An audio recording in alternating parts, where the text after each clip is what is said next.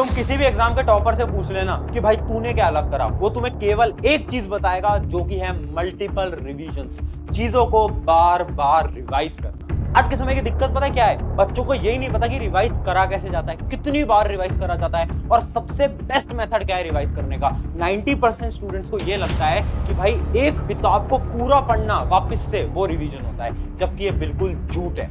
कुछ लोग तो शहीद हो गए याद करते करते। आप बहुत पढ़ते हैं, आपको आता कुछ नहीं। पढ़ा हुआ याद नहीं रहता, नहीं होता यार मुझसे।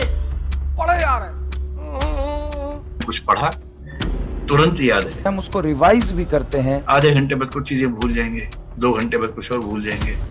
So hi everyone, मेरा नाम है प्रशांत, mentor of thousands of students preparing for India's toughest exam like IIT JEE NEET 10th class board 12th class board. उन सभी स्टूडेंट्स को मैं फ्री में गाइड और मेंटोर करता हूँ। चलो इंट्रो कभी और सुन लेना, आज का वीडियो बहुत ज्यादा इंपॉर्टेंट है। देखो, अगर तुम वो स्टूडेंट हो जो कि ढूंढ रहा है कि रिवीजन का क्या तरीका है, साइंटिफिक मेथड क्या है रिवीजन करने का, तो आज तुम बिल्कुल सही वीडियो पे आए हो, क्योंकि इसके अंदर मैंने रिवीजन की स्ट्रैटेजी को पूरा खोल दिया है, डीप डाइव कर दिया है। सारे साइंटिफिक मेथड है कि रिवीजन करना कैसे है, कितने दौरान में करना है और कितनी बार बार करना है। तो कुछ डाउट्स बता रहा हूं, अगर तुम्हें भी ये वाली प्रॉब्लम्स आ रही हैं तो इस वीडियो के अंदर तुम्हें इसका सोल्यूशन मिलेगा। नंबर 1, रिवीजन करना कैसे है, साइंटिफिक मेथड क्या होता है रिवीजन करने का। भैया वो जो बैकलॉग्स हैं, पुराने पाप हैं, उनका रिवीजन कैसे किया जाए।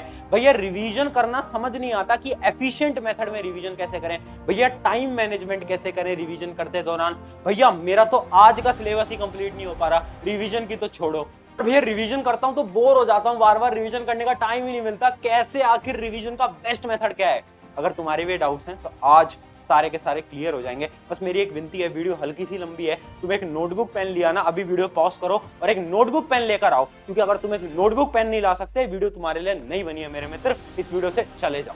तो एक नोटबुक पेन लाओ और जो चीजें मैं बताऊं उनको नोट डाउन करते रहना, क्योंकि ये वीडियो आपकी लाइफ बदल देगी। अगर अगले 21 दिन तक तुमने इन चीजों को फॉलो कर लिया, मैं बता रहा हूं तुम्हें अपनी ग्रोथ में, तुम्हारी अपनी स्टडीज में ऐसी ग्रोथ दिखेगी जो कि तुम्हें आज तक कभी नहीं दिखी। तो चलो स्टार्ट करते हैं। सबसे पहले बताता हूँ रीजन क्या होता है रिवीजन का, कि भैया हम क्यों करते हैं रिवीजन, आखिर क्या जरूरत क्या है। तो देखो, जरूरत हमें ये है मित्रों, अगर तुम वो स्टूडेंट हो जिसको कि लगता है कि भैया रिवीजन कुछ नहीं होता, मैं जाऊंगा पेपर से एक दिन पहले पढ़ूंगा, पेपर में बैठ जाऊंगा और मेरे नंबर आ जाएंगे, तो तुम पास तो हो जाओगे मेरे मित्र, पर तुम हमेशा एवरेज ही रहोगे, टॉपर नहीं बन पाओगे। ये रियलिटी पता है क्यों? क्योंकि उस टॉपर बच्चे को पता है कि कितनी बार रिवीजन करना पड़ता है, और उसे पता है फॉरगेटिंग कर्व, जिसको मैं एक वीडियो के अंदर वैसे भी बता चुका हूं कि यार एक चीज होती है फॉरगेटिंग कर्व। फॉरगेटिंग कर्व क्या होता है?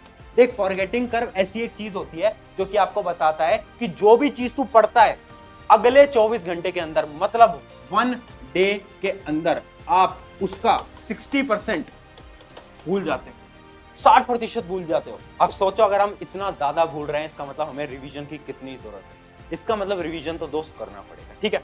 अब रिवीजन करने के लिए तुम्हें यह जानना होगा कि यार रिवीजन का मतलब क्या होता है। देख, रिवीजन का मतलब होता है रिवीजन। रिवीजन मतलब चीजों को वापस से देखना। 99% बच्चों को लगता है रिवीजन का मतलब होता है रीडिंग, चीजों को वापस से पढ़ना, शुरू से एंड तक पूरी की पूरी किताब पढ़ लेते हैं। अरे नहीं, रिवीजन का मतलब होता है ऊपर ऊपर से चीजों को देखना। चलो डिस्कस करते हैं बिल्कुल डीप में।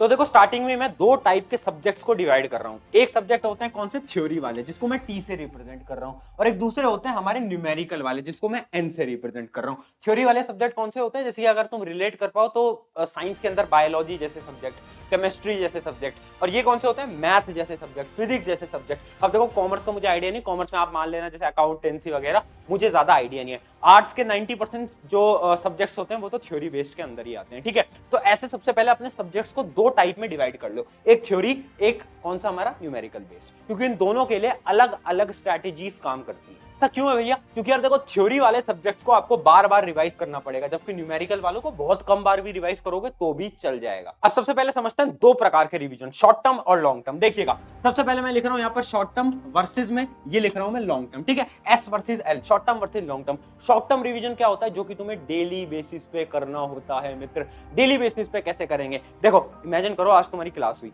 मैं आपकी क्लास ले रहा हूँ, इमेजिन करो मैं आपको इलेक्ट्रिसिटी पढ़ा रहा हूँ, वैसे मैं आपको पढ़ाता भी हूँ, दूसरा हमारा चैनल है 9-10 का, उस पर जाकर देख लेना, उस पर 9-10 का कंटेंट डलता रहता है। मैं पर्सनली साइंस पढ़ाता हूँ बच्चों को, ठीक है।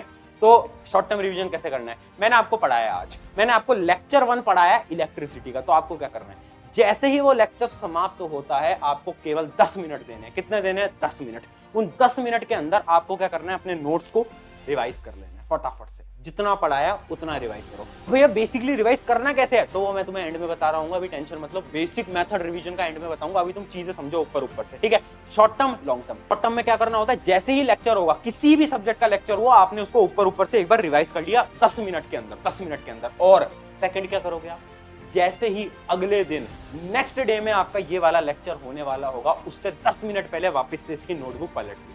उससे क्या हुआ, आपकी मेमोरी के अंदर चीजें वापस से रीगेन हो गई। वो जो प्रॉब्लम थी ना फॉरगेटिंग कर की, वो खत्म हो जाएगी मित्र। कर तूने शॉर्ट टर्म टेक्निक को स्टार्ट कर दिया। करना क्या है, जैसे ही हमारा सब्जेक्ट की क्लास खत्म होती है, 10 मिनट उस सब्जेक्ट को रिवाइज कर लो, और जैसे ही शुरू होने वाली होगी नेक्स्ट डे में, उससे 10 मिनट पहले रिवाइज कर लो।